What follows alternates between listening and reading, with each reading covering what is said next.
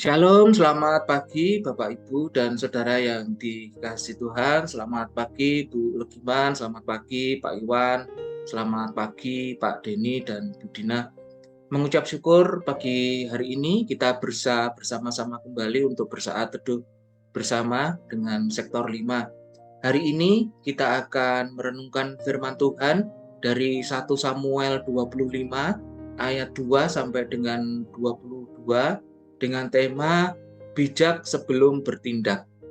Bahan renungan diambil dari pedoman saat teduh 4B GKI Residen Sudirman. Mari Bapak Ibu dan Saudara kita persiapkan hati kita. Kita akan memujikan sebuah lagu pujian dengan judul Hidup Kita yang Benar.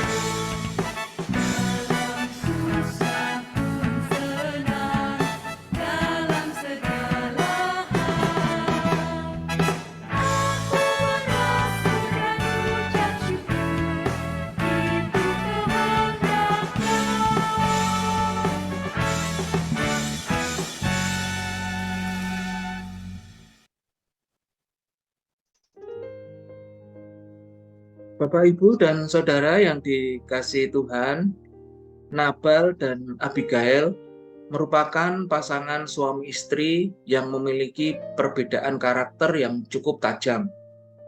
Nabal seorang yang jahat dan kasar, tetapi Abigail adalah perempuan yang bijak dan cantik. Suatu ketika mereka menghadapi suatu peristiwa yang membuat Daud marah oleh karena ulah Nabal. Bagaimanakah sikap Abigail menghadapi peristiwa tersebut? Pelajaran penting apakah yang kita dapatkan melalui teks kita yang akan kita baca pada pagi hari ini? Mari kita perhatikan dengan seksama. Mari sebelumnya Bapak Ibu kita akan doa bersama-sama. Mari kita berdoa.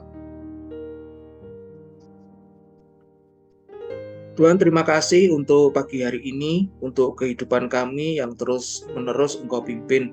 Terima kasih untuk berkat dan kemurahan-Mu yang Kau curahkan di dalam kehidupan kami. Bapa, sebelum kami memulai aktivitas kami di hari Senin ini, kami akan mendengarkan dan merenungkan firman-Mu. Tuhan, tolong kami agar kami mampu memahaminya dan Roh Kudus-Mu yang akan menuntun kami sehingga kami dapat melakukannya di dalam kehidupan kami. Terima kasih Tuhan, Kau terus mengajarkan kepada kami. Dalam nama Yesus, kami mau serahkan saat teduh kami pada pagi hari ini. Amin. Firman Tuhan yang mendasari perenungan kita pagi hari ini diambil dari 1 Samuel 25 ayat 2 sampai dengan ayat 22. Daud, Nabal, dan Abigail. Ketika itu ada seorang laki-laki di Maon yang mempunyai perusahaan di Karmel. Orang itu sangat kaya. Ia mempunyai 3.000 ekor domba dan 1.000 ekor kambing. Ia ada di Karmel pada pengguntingan bulu domba-dombanya. Nama orang itu Nabal dan nama istrinya Abigail. Perempuan itu bijak dan cantik, tetapi laki-laki itu kasar dan jahat kelakuannya. Ia seorang keturunan Kaleb. Ketika didengar Daud di padang gurun bahwa Nabal sedang menggunting bulu domba-dombanya, maka Daud menyuruh 10 orang, dan kepada orang-orang itu Daud berkata, "Pergilah ke Karmel dan temuilah Nabal. Tanyakanlah keselamatannya atas namaku, dan sampaikanlah salam ini kepadanya. Selamat, selamatlah engkau, selamatlah keluargamu, selamatlah segala yang ada padamu." Baru-baru ini aku mendengar bahwa engkau mengadakan pengguntingan bulu domba. Adapun gembala-gembalamu yang ada dengan kami, tidak kami ganggu, dan tidak ada sesuatu yang hilang daripada mereka selama mereka ada di Karmel. Tanyakanlah kepada orang-orangmu, mereka tentu akan memberitahukan kepadamu. Sebab itu, biarlah orang-orang ini mendapat belas kasihanmu. Bukankah kami ini datang pada hari raya? Berikanlah kepada hamba-hambamu ini dan kepada anakmu Daud apa yang ada padamu. Ketika orang-orang Daud sampai ke sana, berkatalah mereka kepada Nabal atas nama Daud, tepat seperti yang dikatakan kepada mereka. Kemudian mereka menanti. Tetapi Nabal menjawab anak buah Daud itu, katanya, "Siapakah Daud? Siapakah anak Isai itu? Pada waktu sekarang ini ada banyak hamba-hamba yang lari dari tuannya. Masakan aku mengambil rotiku, air minumku, dan hewan bantaian yang kubantai bagi orang-orang pengguntingku untuk memberikannya kepada orang-orang yang tidak tahu dari mana mereka datang?" Lalu orang-orang Daud itu berbalik pulang, dan setelah sampai mereka memberitahukan kepadanya tepat seperti yang dikatakan kepada mereka. Kemudian berkatalah Daud kepada orang-orangnya, "Kamu masing-masing sandanglah pedang." Lalu mereka masing-masing menyandang pedangnya. Daud sendiri pun menyandang pedangnya.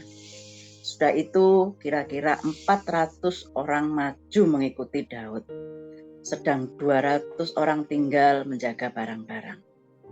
Tetapi kepada Abigail, istri Nabal, telah diberitahukan oleh salah seorang bujangnya, katanya, "Ketahuilah, Daud menyuruh orang dari padang gurun untuk memberi salam kepada tuan kita, tetapi ia memaki-maki mereka. Padahal orang-orang itu sangat baik kepada kami. Mereka tidak mengganggu kami, dan kami tidak kehilangan apa-apa selama kami lalu lalang di dekat mereka ketika kami ada di ladang. Mereka seperti pagar tembok sekeliling kami siang malam, selama kami mengembalakan domba-domba di dekat mereka. Oleh sebab itu, pikirkanlah dan pertimbangkanlah apa yang harus kau perbuat. Sebab telah diputuskan bahwa celaka akan didatangkan kepada Tuhan kita dan kepada seisi rumahnya, dan ia seorang yang dursila, sehingga orang tidak dapat berbicara dengan dia." Lalu segeralah Abigail mengambil 200 roti, 2 buyung anggur, 5 domba yang telah diolah, 5 sukat bertih gandum, 100 buah kue kismis, dan 200 kue ara. Dimuatnyalah semuanya itu ke atas keledai. Lalu berkata kepada bujang-bujangnya, "Berjalanlah mendahului aku akan menyusul kamu." Tetapi Nabal suaminya tidaklah diberitahukannya. Ketika perempuan itu dengan menunggang keledainya turun dengan terlindung oleh gunung, tampaklah Daud dan orang-orangnya turun ke arahnya, dan perempuan itu bertemu dengan mereka. Daud tadinya telah berkata, "Sia-sialah aku melindungi segala kepunyaan orang ini di padang gurun. sehingga tidak ada sesuatu pun yang hilang dari segala kepunyaannya. Ia membalas kebaikanku dengan kejahatan. Beginilah kiranya Allah menghukum Daud. Bahkan lebih daripada itu, jika aku tinggalkan hidup sampai pagi, seorang laki-laki saja pun dari semua yang ada padanya. Firman Tuhan. Bapak, Ibu, dan Saudara, Nabal sedang menikmati hasil panen. Di saat itulah Daud mengirimkan suruhan untuk meminta belas kasihan Nabal kepada Daud dan anak buahnya. Apa yang dilakukan Daud ini bukan sesuatu yang salah. Pada saat itu kondisi Daud berpindah-pindah ke tempat untuk menghindari ancaman malapetaka yang ditimbulkan Saul. Daud beserta anak buahnya melarikan diri ke padang gurun. Wilayah Israel dikelilingi oleh bangsa-bangsa yang memusuhinya, yakni bangsa Filistin, Edom, Moab, Ammon, Midian, dan di utaranya ada bangsa Aram.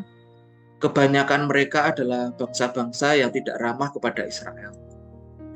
Salah satu objek serangan bangsa-bangsa ini adalah para pengusaha. Jadi orang-orang yang tinggal agak jauh dari kota, yang mempunyai ternak dan sebagainya, merupakan sasaran bagi suku bangsa ini untuk menjarahnya. Dalam pelariannya bahkan sampai ke padang gurun, Daud juga berusaha melindungi Israel dari serangan musuh.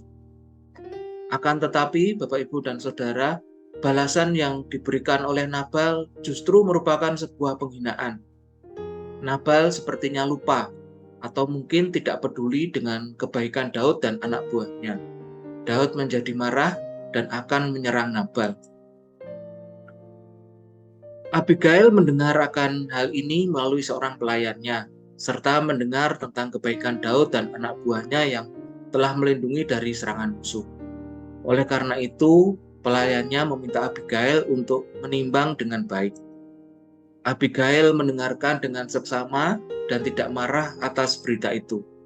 Ia memahami karakter suaminya dan mengerti bahwa tidak ada seorang pun yang dapat meluluhkan hati Nabal. Maka setelah itu, Abigail bertindak dengan menyiapkan makanan untuk Daud dan anak buahnya dan meminta pelayannya untuk mendahulunya. Bapak, Ibu, dan Saudara, melalui cerita ini, apakah Bapak, Ibu, Saudara pernah gegabah dalam mengambil keputusan? Apa dampaknya bagi diri sendiri maupun orang-orang terdekat kita atas keputusan kita tersebut? Hikmat atau kebijaksanaan itu akan hidup apabila kita mau mengarahkan setiap persoalan kita kepada Tuhan dengan hati yang tenang. Mari Bapak Ibu kita berdoa. Tuhan, terima kasih untuk firman-Mu yang boleh kami renungkan pada pagi hari ini. Tuhan, terima kasih karena Engkau telah menolong kami melalui kehadiran orang-orang yang mengasihi kami. Ajarkan kami untuk menyelesaikan setiap persoalan dengan terus mengandalkan Engkau dan bukan mengandalkan kemampuan kami sendiri. Terima kasih Tuhan, kami mau serahkan seluruh kehidupan kami hanya di dalam tangan kasih-Mu. Amin. Bapak, Ibu, dan Saudara, mari kita berkomitmen untuk kita mau untuk terus belajar, untuk mendengar, untuk menghargai, dan menyaring nasihat orang lain sebagai bagian dalam proses mengambil keputusan yang akan kita ambil di dalam kehidupan kita sehari-hari. Terima kasih untuk saat teduh kita pada pagi hari ini. Kiranya Tuhan Yesus memampukan kita untuk melakukannya di dalam kehidupan kita sehari-hari. Amin.